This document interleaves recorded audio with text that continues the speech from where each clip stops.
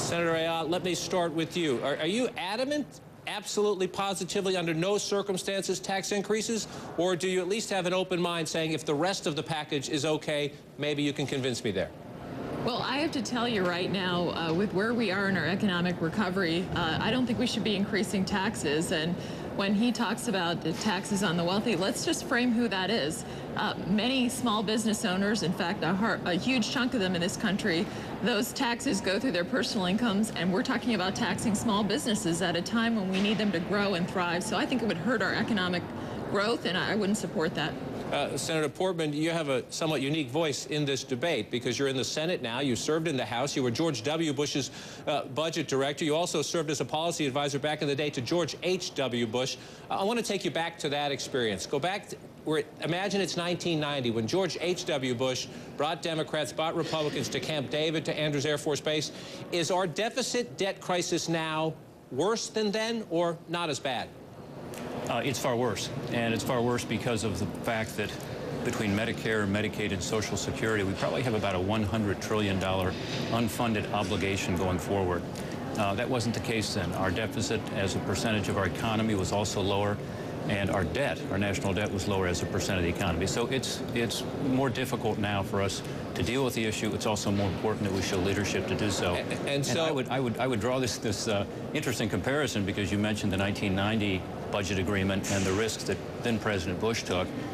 You recall that came back to haunt him in the 1992 election campaign. He lost an election. Let me interrupt, because he lost an election. The President of the United States, who happened to be a Republican at the time, broke his read my lips, no new taxes pledge. And you're right. There was a consequence to him.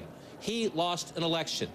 You could make an argument that Bill Clinton never would have balanced the budget were it not for the tax increase given to him by a Republican President, George H.W. Bush. Should Republicans now have the open mind and the courage to maybe lose their jobs like President Bush did for the good of the country and at least say, entering the conversation, we won't flatly, ideologically, reflexively rule out any tax increases? There should be no ideological or, flat denial of anything, but there should be an acknowledgement that what's best for the economy right now is not to raise taxes, it's to reform taxes. And by the way, there's a consensus about that on both sides of the aisle. If you look at what the Fiscal Commission did, they said, one, we've got to get the spending under control, understanding that spending is the big problem here. It's going up as a percent of our economy and in every other measurement.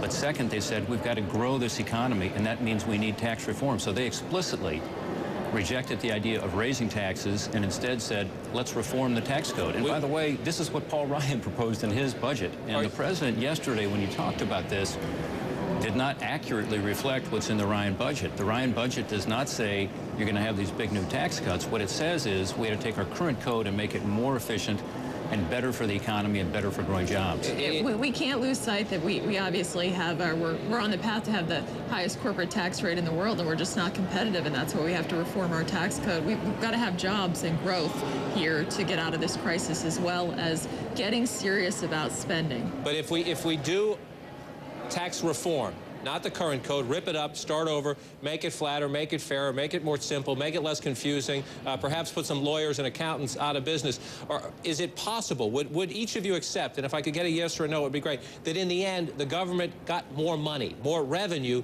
as long as you were satisfied with the details of tax reform?